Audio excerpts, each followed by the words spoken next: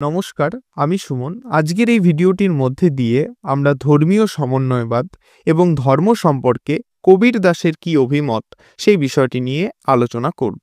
তাহলে চলো ভিডিওটি শুরু করা যাক। সিনক্রেটিজম, যার সাধারণ অর্থ হল বিভিন্ন ধর্ম বিশ্বাসের মিলন।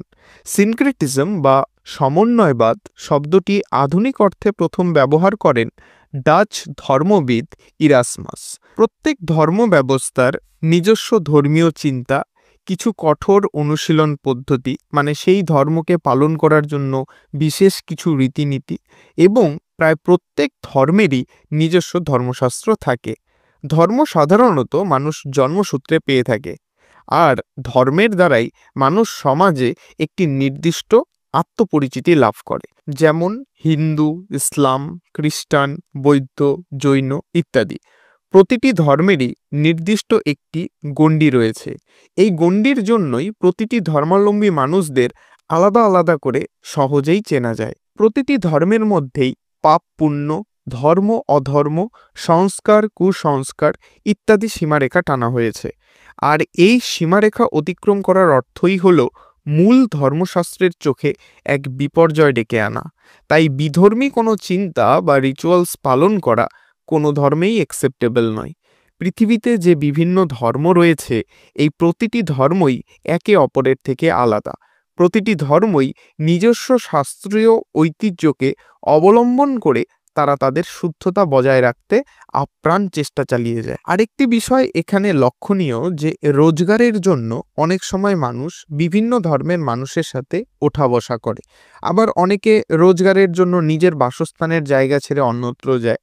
এই ক্ষেত্রে ধর্মীয় যে বাঁধন সেটি কিন্তু কমতে থাকে। মানুষ মিলেমিশে এক বহুত্ববাদ গড়ে তোলে, যেখানে বিভিন্ন অভিজ্ঞতার আদান প্রদান চলে। এখানে ধর্মীয় সীমারেখা অনেকটাই অস্পষ্ট। ধর্ম এখানে মানুষের কাছে কোনো মতাদর্শ নয়, বরং গভীর আস্থা ও বিশ্বাসের জায়গা। এই নিম্নবর্গীয় মানুষেরা উচ্চবর্গীয় মানুষদের চেয়ে বেশি মুক্তির স্বাদ পায় ও প্রতিবাদী হয়ে ওঠে। সমাজের উচ্চ স্তরে গড়ে ওঠা আনুষ্ঠানিক ধর্মীয় প্রতিষ্ঠান সমাজের নিচের স্তরের মানুষের দৈনন্দিন প্রয়োজন ও চাহিদা মেটাতে অনেক সময় ব্যর্থ হয়। তখন সমাজের নিচের স্তরের মানুষদের স্ব-উদ্যোগে গড়ে ওঠে এক নতুন গৌণ ধর্ম, যেটি মূল ধর্ম থেকে অনেকটাই আলাদা প্রকৃতির হয়ে থাকে। খুব সহজভাবে বলতে গেলে যে ধর্ম পালন করাটাও কিন্তু একটা এক্সপেন্সের ব্যাপার, একটা খরচের বিষয়। কারণ প্রতিটি ধর্মেই নির্দিষ্ট কিছু নিয়ম নীতি, আচার অনুষ্ঠান, ঠিক আছে, বাধা নিষেধ অনেক কিছু থাকে, সেইগুলোকে পালন করতে হয়। সময়তে সেখানে পুজো করতে হয়, ঠিক আছে। এবার এই পুজো করতে গেলে খরচপাতির একটা ব্যাপার আছে, বিভিন্ন লোককে নেমন্তন্ন করে খাওয়ানো টাওয়ানোর অনেক কিছু বিষয় থাকে সেখানে। তো এই সব কিছুই কিন্তু একটা অর্থের প্রয়োজন এই সব কিছু পালনের ক্ষেত্রে।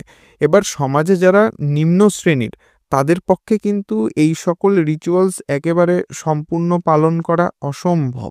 যারা সমাজে উচ্চ বর্ণের, যাদের টাকা পয়সা রয়েছে অনেক, তারা তো সেগুলো পালন করতে পারছে।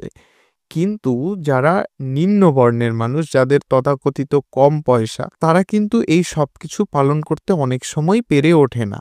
এবং এই পেরে না ওঠার জন্য তাদের এই ধর্ম পালনের ক্ষেত্রে কিছু মডিফিকেশন চলে আসে, কিছু বদল তারা নিয়ে আসে। যখনই মূল ধর্মের মধ্যে কোনো রকম কোনো বদল বা মডিফিকেশন চলে আসে, তখনই কিন্তু সেই মূল ধর্মটার থেকে নতুন নতুন গৌণ ধর্মের উৎপত্তি ঘটে।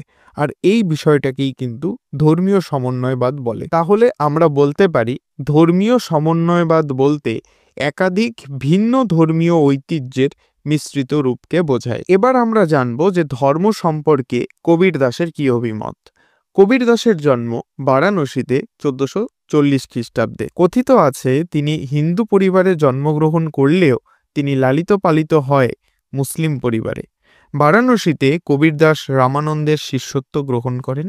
রামানন্দের বিশ্বাস ছিল বর্ণ, জাত, শ্রেণী নির্বিশেষে প্রত্যেকেই ঈশ্বরের প্রতি আত্মমগ্ন থাকার অধিকার আছে। রামানন্দের অধিকাংশ অনুগামী ছিলেন তথাকথিত নিম্নবর্ণজাত। কবীর উচ্চমার্গীয় ধর্মের, হিন্দু ও ইসলাম ধর্মের আপোষহীন বিরোধী। কবীর কোনো ধর্মশাস্ত্র রচনা করেননি।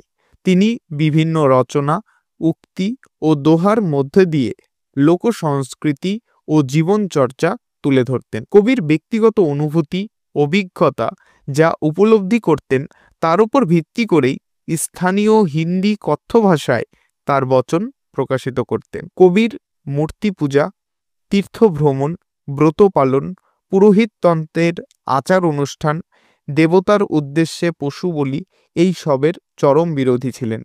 কবির বলেন, কেউ পাষাণ পুজো করে, শরীরে তিলক ধারণ করে, কেউ কোরআন পড়ে, কেউ বলি দেয়, ঈশ্বরকে পেতে মৌলবী চিৎকার করে।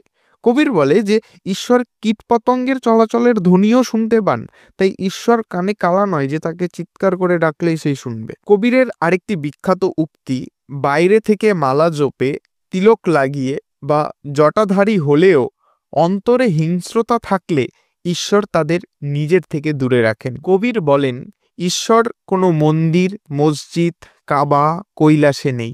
এই সকল স্থানে ঈশ্বরের খোঁজ করা বৃথা। ঈশ্বর মানুষের পড়শি, তার বাস মানুষের হৃদয়। ধোপা, ছুতোর, মুচি, মেথর প্রত্যেক জাতি ঈশ্বরের প্রতি সমান অধিকার। কবির প্রচলিত হিন্দু ধর্মাচারীদের বিভিন্নভাবে ব্যঙ্গ করেছেন। তিনি জটাধারী সন্ন্যাসীদের ছাগল সদৃশ, জঙ্গলবাসী যোগীদের নপুংসক বলেন। দয়া যার ধর্ম, জীবজগতের সঙ্গে যিনি একাকার, তিনি ঈশ্বরের সান্নিধ্য লাভ করতে পারেন। কবিরের ধর্ম প্রেম ধর্ম।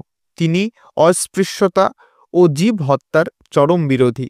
কবির বলেন, যাবতীয় নিম্নবর্গীয় মানুষেরা ধর্ম প্রতিষ্ঠান থেকে বিতাড়িত হন। এই মানুষদের ঈশ্বর উপাসনার স্থল হল নিজের দেহ, সেখানেই চলে নির্জন সাধনা। কবির তার বচনে বলেন, শরীরে শ্বাস প্রশ্বাসে ঈশ্বরের অনুভূতি করা সম্ভব। দেহের মধ্যেই চন্দ্র, সূর্য, অসীম সঙ্গীতের তরঙ্গ, রাগ রাগিনী সমস্ত রঙের উৎসই এই মানব হৃদয়। নিম্নবর্গের দরিদ্র মানুষের কাছে ঈশ্বর সাধনার জন্য যে সকল বাইরের উপকরণ প্রয়োজন তা তাদের সাধ্যের বাইরে। তাই তাদের একান্ত নিজের সম্পত্তি হল নিজের দেহ। এই দেহ মন্দিরেই চলে মুক্তির সাধনা ও যাবতীয় আশা আকাঙ্ক্ষা। কবির এমন এক আনন্দময় জগতের কথা বলেছেন যে জগতে পাপ পুণ্যের দ্বন্দ্ব নেই। সাধক যেখানে নিত্য বসন্ত উৎসবে মত্ত, যেখানে প্রতিনিয়ত রাগ রাগিনী ও মুরলীধ্বনি বেজে চলে, যেখানে রাসলীলায় অনন্ত আনন্দ, যেখানে মৃত্যু, ভয়, দুঃখের কোনো স্থান নেই, যেখানে বেদ, নিয়মকানুন কোনো কিছুই নেই, এরকম নগরকেই তিনি প্রেম নগর বলে আখ্যায়িত করেন। তবে এই প্রেম নগরের পথ সুগম নয়।